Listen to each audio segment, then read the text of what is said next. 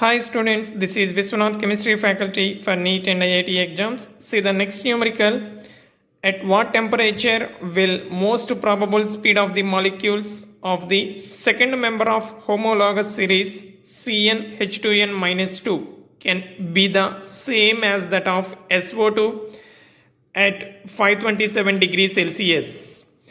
Okay, at 527 degrees Celsius, SO2 has some value of most probable velocity. Now, at which temperature the second member of homologous series CnH2n minus 2? Here, CnH2n minus 2 means alkynes general formula.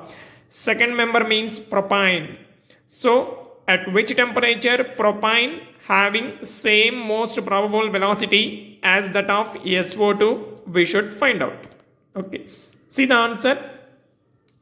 Second member of CnH2n minus 2 is C3H4. In place of N, substitute 3, then we can get C3H4, that is propyne. Given most probable velocity of propyne is equal to most probable velocity of SO2. Formula square root of 2r T1 by M1 equal to square root of 2r T2 by M2. M1 means molar mass of propyne, M2 molar mass of SO2. So finally, similar terms on both these sides get cancelled. So remaining one is T equal to M1 by M2 into T2. Here, T1 equal to M1 by M2 into T2. T1 we should find out. M1 means molar mass of propyne, that is 40. T2 in Kelvin scale 527 degrees plus 273, that equal to 800 Kelvin. M2 molar mass of SO2 64. Substitute all the values, then we can get temperature. So at this temperature, propyne having same most probable velocity as that of SO2 present at 527 degrees Celsius. So final answer is 500 Kelvin or 227 degrees Celsius. So what is the suitable option? Option C is the answer, 227 degrees Celsius. Next. At STP, a container has 1 mole of helium, 2 moles of neon, 3 moles of O2 and 4 moles of N2. Without changing total pressure, if 2 moles of O2 is removed, the partial pressure of O2 will be decreased by. Okay, in a container, 4 different gases are there: helium, neon, oxygen, nitrogen. From that, 2 moles of oxygen is removed. Then, what is the decrease in partial pressure of O2? So, answer is partial pressure of O2 equal to mole fraction of O2 into total pressure. Here PT is the total pressure of the mixture. Mole fraction means number of moles of oxygen divided by total number of moles of all the components. If we add all the components, 1 plus 2, 3, 3 plus 3, 6, 6 plus 4, 10. So total number of moles in the mixture is 10. Oxygen number of moles 3. So mole fraction of oxygen is 3 by 10 into PT. After removing 2 moles of oxygen, the partial pressure of O2, P dash O2 equal to, after removing 2 moles of oxygen, so actually 3 moles of oxygen is there. After removing 2 moles, remaining is 1 mole. Total number of moles also decreased. 2 moles are removed means total number of moles 8. So mole fraction of oxygen 1 by 8 into PT. Therefore, decreasing partial pressure of O2 equal to difference in partial pressure divided by initial partial pressure into 100. So difference means this minus this. 3 pt by 10 minus pt by 8 divided by initial partial pressure 3 pt by 10 into 100. So by doing calculation, we can get 58.33%. This much percentage of partial pressure of oxygen is decreased. So option C is the answer. Go to the next one. The density of a gas filled electric lamp is 0.75 kilogram per meter cube.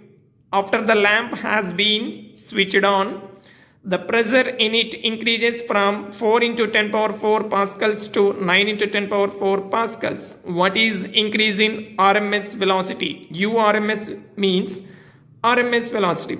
So after switched on light, pressure increases because we are supplying heat energy. That's why pressure also increases. Now RMS velocity formula equal to URMS equal to square root of 3p by d. Here given pressure P1 equal to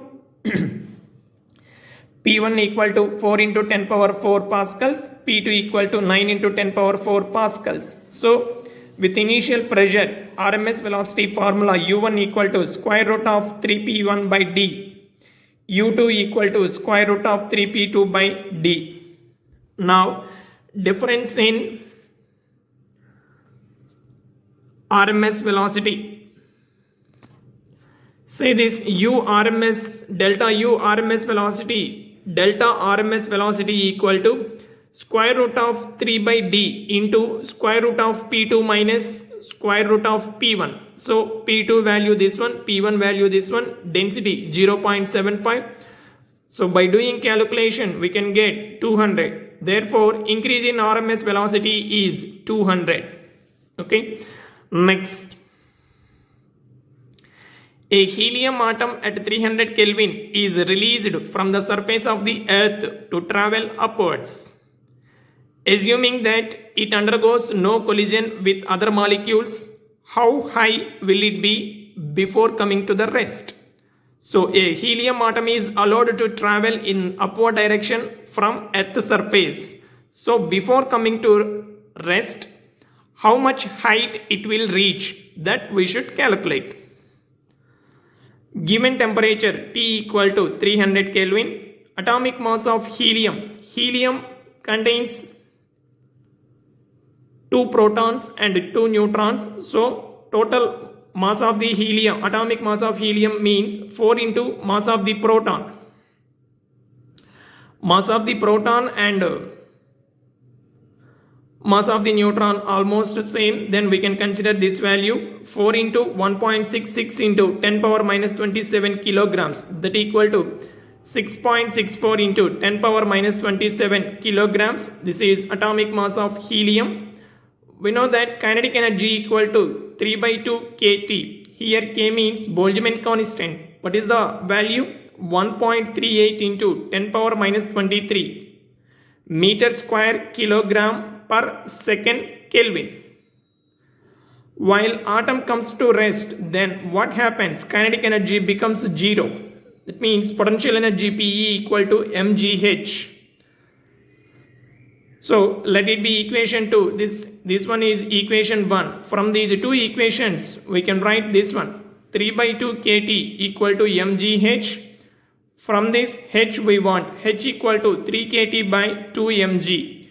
3 into Boltzmann constant into temperature in Kelvin scale divided by 2 into mass of the helium atom into g, acceleration due to gravity, 9.8 meter per second square. After calculation we can get 9.54 into 10 power 4 meters. So what is the option? Option C is the answer. Okay students, practice well. We'll meet you in the next class.